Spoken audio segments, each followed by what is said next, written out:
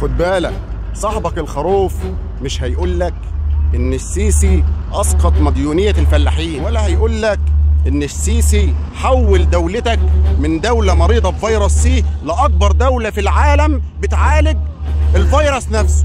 مش هيقول لك ان مصر بقت اكبر دوله في افريقيا منتجه للقمح، وانت عارف ان القمح محصول استراتيجي، وده مع الاسف احنا عرفناه مؤخرا. هيقول لك ان السيسي رحم 2 مليون اسره من الايجار وسلمهم شقق مفروشه فايده 3%، والدوله اتحملت 27%. هيقول لك ان السيسي حقق حلم عبد الناصر والسادات ومبارك في دخول مصر البرنامج النووي، وكان حلم بعيد قوي عننا والحمد لله. هيقول لك ان السيسي جدد خطوط السكك الحديد بنسبة 100%، بعد ما كان كل يوم عندنا قطر بينقلب، قطر بيعمل حادثة، قطر شال عربية على مزلقان، قطر موت أشخاص على مزلقان.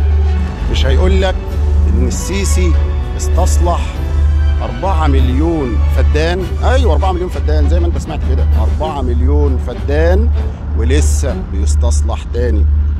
مش هيقول لك إن مصر تصرف ل4 مليون أسرة معاش تكافل وكرامة وحياة كريمة. مش هيقول لك إن مصر امتلكت غواصات وحاملات طائرات، أفضل طيران مقاتل في العالم، مفيش دولة أو 2 3 في العالم هم اللي امتلكوها. بس هيقول لك إنه عمل 19 مدينة جديدة بدل التكدس اللي كنا بنشوفه، وبدل الوسايط اللي كنا بنجيبها عشان ناخد شقق في الإسكان الاجتماعي.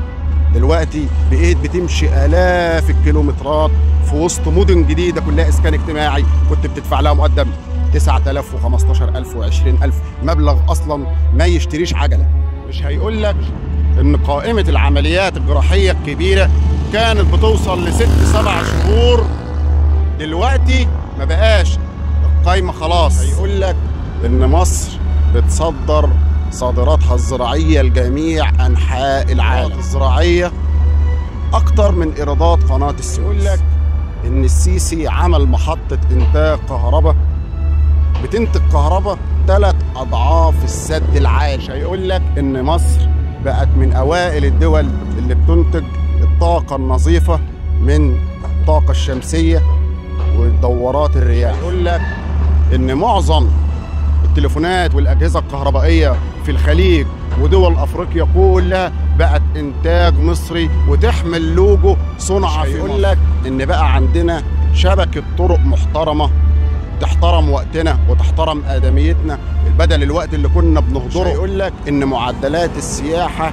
بقت أعلى معدل سياحة في تاريخها منذ خلق آدم. بقى عندنا مصانع سيارات وإطارات ومترو أنفاق ومجمعات صناعية. مش هيقول لك إن إحنا عملنا بنية تحتية للكهرباء وللصرف الصحي والنت والمياه. مش هيقول لك تقييم جامعاتنا ارتفع عشرات المرات تقييمها من 10 سنين فاتت، وجامعة كفر الشيخ خدت من أوائل الجامعات في العالم. يقول لك إن الدولة أزالت 80% من العشوائيات وحولتها لأماكن ذات تراث. كل الدولة فيها فساد، هقول لك الفساد فينا احنا كشعب وفي الحكومة جزء طبعا، والدولة بتحارب الفساد. مفيش دولة في العالم اسمها ما فيهاش فساد، الفساد موجود في كل العصور وفي كل دول العالم.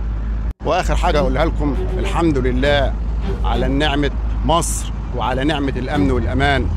احنا بجد ربنا انعم علينا نعمة كبيرة بنعمة مصر دي، واننا مصريين بجد. الحمد لله على مصر. اليوم بتصحى من النوم تفتخر ان انت مصري، اول ما تفتح السوشيال ميديا وتشوف قد ايه المصريين عزاز بتاريخهم وقد ايه عزاز باللي بيحصل في بلدهم دلوقتي. بجد انا بفتخر بمصريتي، انا بفتخر ان انا مصري، انا بفتخر ان انا ربنا اكرمنا برئيس زي الرئيس عبد الفتاح السيسي، الراجل اللي غير خريطة مصر. اصلا انت تفتح خريطة مصر من 10 سنين مش زي النهارده خالص، الموضوع فرق كتير. الحمد لله انا من 13 سنة وانا شغال في المشروعات اللي بيقومها بيها الرئيس عبد الفتاح السيسي. الحمد لله كنت يوميا على الله بشوف الانجاز، كل يوم بيقوم عيني، وعمري في حياتي ما مشيت ورا الكلام، ولا عمري في حياتي مشيت ورا الكلام اللي بقى الاشاعات اللي بقى تطلع على الرئيس عبد الفتاح السيسي. الحمد لله ان ربنا انعم علينا بالنعمه دي، وكل يوم عن يوم الراجل ده احنا بنكتشف اللي هو انظف من انجبت مصر وانظف ما انجبت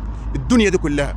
بجد الدنيا كلها قالت عليه اشاعات ان هو صهيوني، ان امه يهوديه، وان هو جه على دبابه امريكيه، وان هو عامل للامريكان وعامل للصهاينه وجه ينفذ مشروع قرن. الكلام ده كله غلط، والايام اللي ثبتت كده، والراجل ده ما طلعش في يوم من الايام انكر الكلام ده. الحمد لله التاريخ والايام هي اللي اثبتت الكلام ده من غير ما هو يتدخل بكلمه واحده ولا يبرر بكلمه واحده.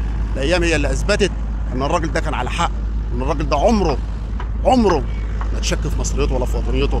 الراجل ده كان اكتر مننا وطنيه واكتر مننا مصريه، ولولا هو اللي نجانا بعد ربنا طبعا من فساد الاخوان اللي كان هيودينا، كان زماننا دلوقتي دوله زي اي دوله، خلاص من الدول اللي اتشطبت من على الخريطه، ما بقتش دوله، يا اما دوله اتقسمت يا اما دوله بقى فيها حرب اهليه. الحمد لله ربنا عافانا من كتير من ده. اقعد مع نفسك. شكرا وانا اسف للاطاله. السلام عليكم.